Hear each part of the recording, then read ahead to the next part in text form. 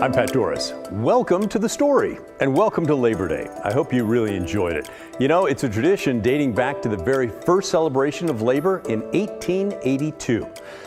With the holiday in mind, we thought it would be a good idea to check in on the strength of organized labor in America today and right here in the Northwest. And so, that is our big story tonight.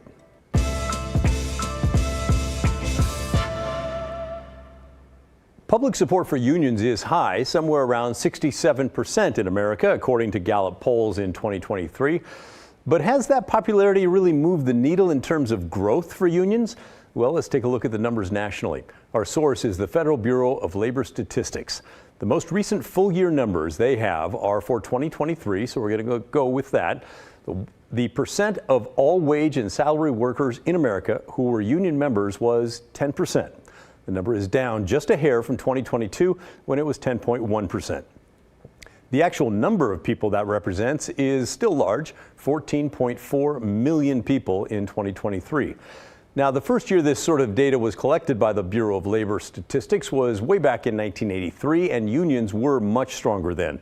20.1% of the workforce were members of unions in 1983, which represented 17.7 million people.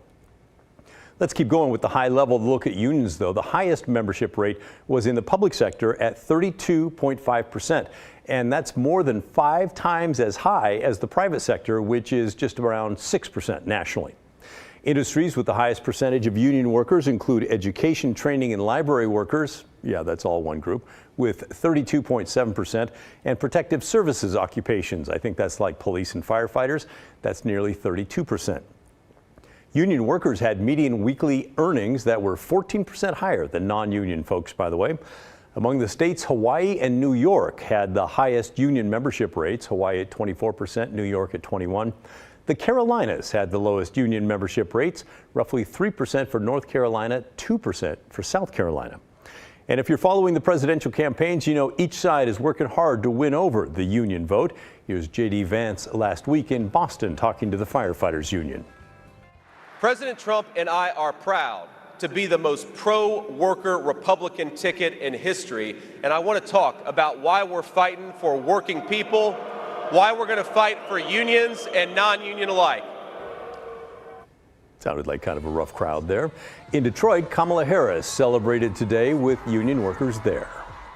For generations in Detroit and across our nation, the brothers and sisters of labor have stood together to righteously demand fair pay, better benefits, and safe working conditions.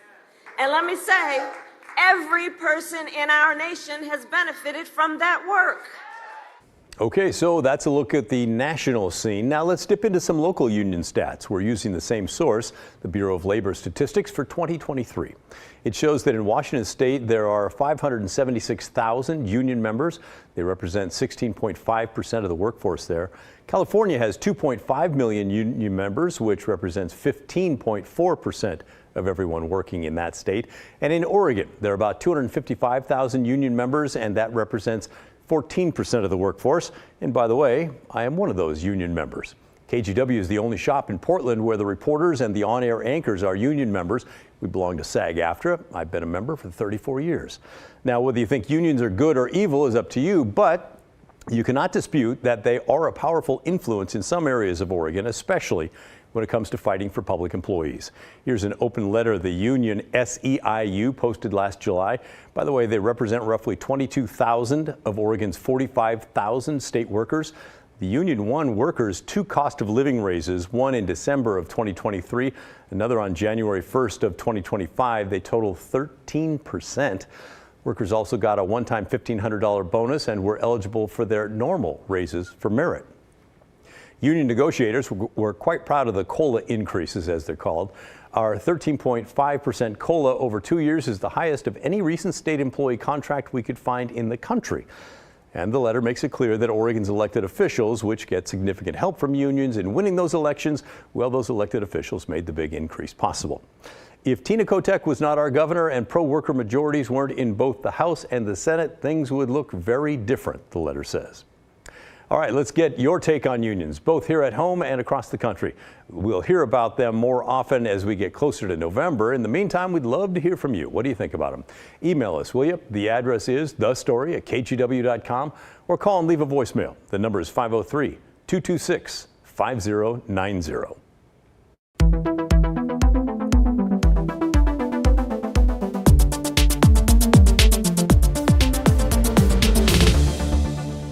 Now, lots of you may have traveled this weekend and driven on open roads with no tolling required. But you know that's not going to last forever, probably. The Oregon Department of Transportation put out proposed rules today to shape the future of tolling in our state. The rules are aimed at the new interstate bridge across the Columbia River, but it could also be used anywhere else in Oregon. And the state wants to know what you think about the rules. I'm going to tell you how you can share your thoughts in just a moment. First, some of the details.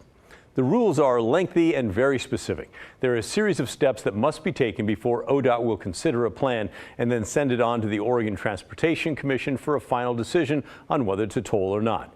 Near the top of the document, they reveal that any government agency can propose a toll project anywhere in the state, anytime to ODOT, and not pay a fee. Any private group, though, can do the same thing, but they have to pay $40,000 for ODOT to even look at it. The rules require those making the proposal to answer a long list of questions about impacts on the neighbors and traffic and environment and much more. You saw that list. It just keeps going. According to the rules, any tollway that will have to show that it can pay for itself and that the money generated is going to cover the cost of the project and the ongoing maintenance. Now, if that's not possible, and it's deemed a really important project for the state, it might still be approved if its tolls will cover at least some of those costs. When it comes to setting tolls for the future interstate bridge or any other projects, the proposed rules are quite detailed as well. They create 16 questions that must be answered, from the location of the tolling plazas to the cost of building the tolling system to the amounts of payment that would be charged for different classes of users. I'm pretty sure that means that semis would be charged at a different rate than cars, for example. One thing that is not in there, by the way, discounts and free passes, which were discussed extensively in the earlier, older ODOT tolling documents. But the state agency says those were left out this time because ODOT is not doing the tolling on the interstate bridge. That's being left to the Washington Department of Transportation. By the way, these rules do not say how much a toll will be to cross the bridge. That will come later. But they did include a fine for skipping the toll. If you don't pay it, it would be whatever the toll was supposed to be plus 15 bucks. And if you just refuse to pay over and over again, they will eventually refuse to renew your vehicle registration until you pay up. Now, you can read these rules for yourself and leave a comment for ODOT. Simply go to this webpage. It's called Public Comment on Limited Toll Rules Update. I know that's a lot, so we're also going to post a direct link in our story on kgw.com. And while we're on the topic of the new I-5 bridge project, one element that certainly has opponents fired up is the light rail to Vancouver plan. But now we've learned that it could be more than just light rail. How do you feel about double-decker buses? During a presentation at a Clark County Public Transportation meeting, or CTRAN, the bridge project folks said the financial plan includes paying for zero-emission, high-capacity buses along the I-5 corridor. Now, high capacity for a bus can only mean two things. You make it longer or you make it taller. CTRAN and TriMet have both rolled out longer buses in recent years. Those are the bendy buses that you see on 4th Plain and Southeast Division. But neither agency has ever experimented with double-deckers. In fact, double-deckers are pretty rare in U.S. cities in general. Traditionally, you're more likely to see them in places like London and Dublin. Let's go. That's beginning to change, though, with the Seattle area in particular seeing quite a few double-deckers hitting the streets in the past decade. And last week, CTRAN confirmed they are ready to hop on the double-decker bandwagon. The tentative plan, and they stress that it is still tentative at this point, is for the Interstate Bridge Team, or IBR, to fund the purchase of 8 double-decker buses that will take advantage of the new bridge bus shoulders. Okay, CTRAN already has buses that run on the shoulders to skip past rush hour traffic on I-5 in Vancouver, but as the IBR team is fond of mentioning, one of the big problems with that current bridge is it does not have any of those extra shoulders. So the buses then have to shuffle back into the traffic jam when they leave Vancouver. This new bridge would add wide shoulders on both sides, so these new double-decker buses would be able to just keep cruising right along until they get to North Portland. More details about this part of the plan will be released when the IBR releases its draft supplemental environmental impact statement. That's a very, very long document that the project is required to produce, examining all of the project's impacts under a microscope. That document could be released later this month, and once that happens, there will be 60 days of public comment. We will keep you posted on all of that. Now let's move on to our other big story today, the recriminalization of hard drugs in Oregon, which took effect yesterday. You're looking at the results of the first arrest in Portland for possession of hard drugs since Measure 110 was implemented in early 2021. PPB tells us that on Sunday alone, 4 people were arrested downtown. Another person was cited and released, and 2 others qualified for deflection and indeed chose a treatment path instead of jail. We've talked about deflection at length here on the show, especially here in Multnomah County. It's all kinds of chaos there.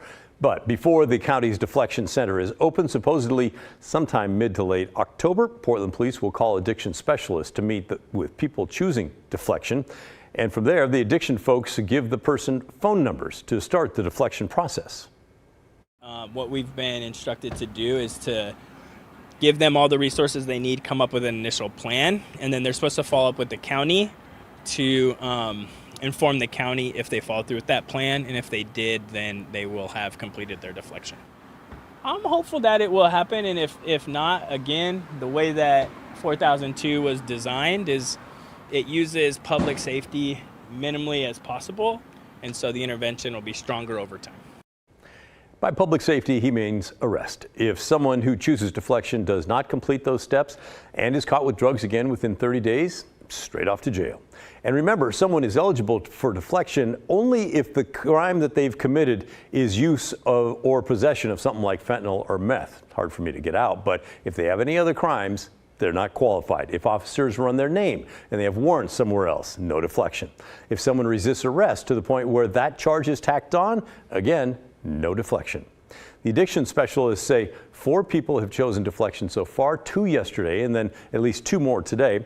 One person went straight to detox. 2 others were given numbers to call because beds were not immediately available. And the 4th was a woman you're about to hear from, who is no stranger to those trying to help.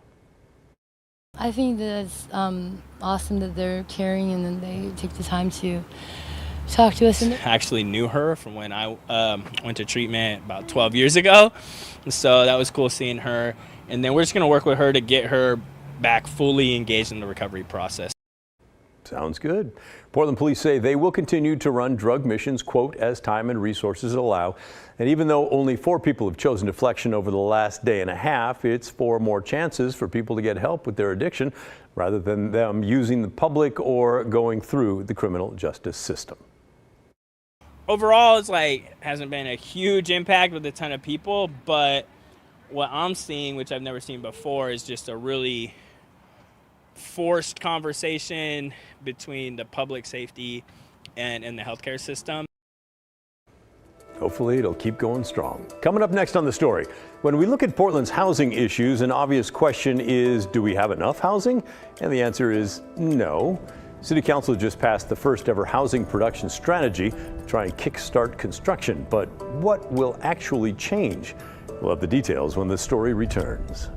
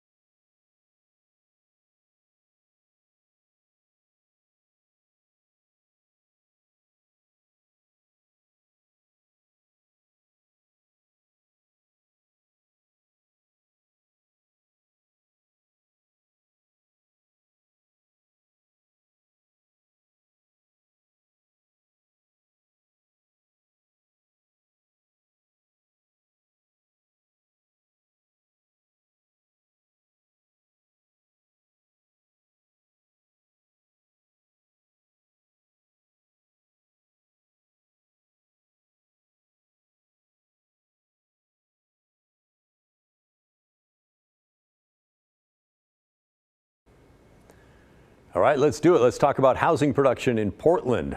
Last week, City Council unanimously passed the city's first ever housing production strategy. So what on earth does that mean? Well, we'll explain in a moment, but let's look at some of the current data on why housing is so critical right now. According to a housing need report from the city, Portland needs to create more than 120,000 new housing units over the next 20 years to meet growing demand and historic underproduction. More than half of those, 63,000, will need to be affordable, which is defined as people earning less than 80% of the area's median income. For a single person, that's around $66,000 a year, and for a family of three, it's just north of $81,000. In order to hit that target, the city needs to build around 5,200 new housing units every year. And Governor Kotek's housing goal is even higher than that, pushing for about 6,000 units a year by 2032. So how has the city fared recently in regards to those goals? Not great. In the 6 years between 2018 and 2023, Portland averaged just over 3,100 new units a year. That's not even close to the 5,200 they're talking about now. The best year in the span was actually 2020 with 5,500, so it can be done, but has not been happening lately. And this year is not looking that great. Through the first 6 months of the year, only around 1,000 new units had been permitted. That's far below the normal amount for this time in previous years. This graph shows how badly things have fallen off since 2022. The fact remains the city and the state's goals are not being reached. We need to be at roughly 5,000 units per year to reach our agreed upon housing goals. In 2023, we produced a little under 1,500 units. This year, we are also on pace to significantly underperform our goals. That means our problems are getting worse. So how will this new housing strategy try to help? Commissioner Carmen Rubio, who proposed the new plan, says there are nearly 36 ways. There are 35 items in the housing production strategy. These are 35 ways that we can adjust the levers we control and use the tools in our toolkit. What are the hierarchy of things we control that can help on the supply side of the housing equation? I think of zoning, first and foremost. That is probably the biggest lever that we can pull. The majority of the tools in the 214-page document are there to remove red tape, which is a theme that we've heard about for years. A few of the bigger items include finding a new revenue source for housing bonds, which are the largest funding sources for affordable housing. Another is looking for more mega projects to create hundreds of new units at once. An example would be the Broadway Corridor. That's the 34-acre development of the former post office in the Pearl District of Portland. Another would be to reevaluate the law requiring new buildings with more than 20 units to provide reduced rent for some of those units. Developers have said that's often an obstacle. Commissioner Rubio also wants the city to move faster to get permits to build more affordable housing. She wants permitting done within 90, quote, city desk days. Right now, it takes between 3 and 8 months for permitting approval. Despite this being the first ever housing production strategy, Commissioner Renee Gonzalez does not believe it will produce the needed results. Portland has been in a continuous state of housing emergency since 2015. I appreciate the work that has been presented today, but I am concerned that it is too incremental and lacks the robust response necessary to respond to the crisis in housing production for our city. And it's probably worth noting here that Rubio and Gonzalez are running against each other and several others to become Portland's next mayor. Any developers out there want to weigh in on this as well? We often hear from you after talking about housing production in the Rose City. What are the biggest obstacles stopping you from building in Portland? Email us and let us know, will you? The address is thestory@kgw.com or call and leave a voicemail. The number is 503-226-5090. Coming up next on The Story, we're digging for old on this Monday, featuring an organization in our area that's been around for a century. They have vests and patches, their own songs and more. And if you're thinking we're talking about the Boy Scouts or Girl Scouts, think again. The answer when The Story returns.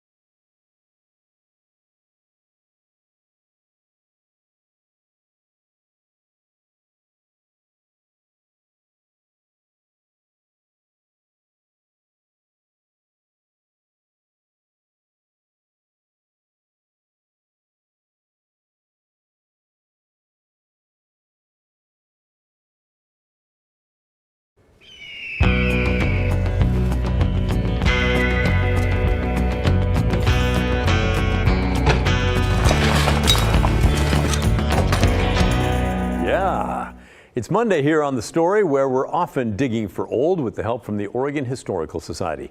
You've likely heard of Boy Scouts, soon to be Scouting America, or the Girl Scouts or Brownies, but there's another group in our area that's been around for over a century, teaching kids the same skills. And thanks to the Historical Society, its history is being remembered. What we're looking at right now is a recent donation of material related to Campfire, previously known as Campfire Girls. And this is an organization that began in 1910, so over 100 years old. You know, you might think that they're similar to the Girl Scouts, and they also have something similar to the Brownies, but called the Bluebirds, excuse me. What I love about Campfire is their ability to look back at their history and really try to think about inclusivity. So they work in nature, they work in strength and leadership, they work in, camaraderie and community. And you can see these items were donated by somebody named Suzanne Whitney, previously Susan Zimmerman. And so if we open her memory book, you'll see her name on these cards. And she was a Campfire girl in the 1950s and donated these materials, including the vest and her beads and her memory book. And so here's a requirement that she had to create bibs for Our Lady of Providence, which is interesting because I believe that they were also secular, so I'm kind of interested in why that was created, which is another interesting part of the organization. You can see a lot of care when all of these pages were going backwards. Fire maker's rank, so it probably had different levels, just like, and I use Girl Scouts just because probably more people are familiar with Girl Scouts, like you mentioned. Yeah, I love that this person, Susan, chose to save all of these materials and then thought of OHS to safeguard them and steward them for the future. So we can see from the vest that there's a compilation of patches. Here's a patch that's loose, and beads, and you might think it's Native American inspired, which it definitely was. And what I really like about the Campfire Girls or Campfire organization is that they're taking a good look at that type of cultural appropriation and talking about it and trying to heal some trauma that might have been created by that. They allowed all different genders. They've been really focusing on inclusivity for a while. And we have a number of different materials related to the Campfire Girls, a lot of costumes from different members. One of our donations also is the children's clothing, as well as her mother, who was, one of the leaders, and so we have their clothing as well. So I think Campfire is a really interesting local organization to learn about. I don't know why, but in the past few years, we've definitely received more Campfire donations like this. Like I said, this one just came in last year, but I think in the last 10 years, we've seen maybe a half a dozen or so. We also have some in our collection from 20 years ago and 30 years ago. And I don't know why that is. We're not actively seeking them out, but it is definitely something that we've seen an increase of. Maybe some of those members are getting older and want to really honor this organization and what it does. I think that's so neat. So glad she shared all those memories with us. The Campfire Girls had an exhibit about their history at the Oregon Historical Society that wrapped up earlier this summer. We're told a lot of you alumni visited the exhibit, including a 100-year-old woman who remembered and sang all the Campfire songs. To this day, the organization offers educational and recreational programming for kids in Washington, Clackamas, and Multnomah counties. Any former Campfire members out there who watch The Story, we'd love to hear from you, hear your memories, things you've learned, maybe takeaways for your adult life, you name it. Our email is thestory@kgw.com or call and leave a voicemail 503-226-5090. Hey, that's the end of our show. Thanks so much for watching. Remember, The Story, our collective story, never ends. Pacific Storyland half-hour specials coming your way tonight. I'll see you right back here tomorrow night at 6:30.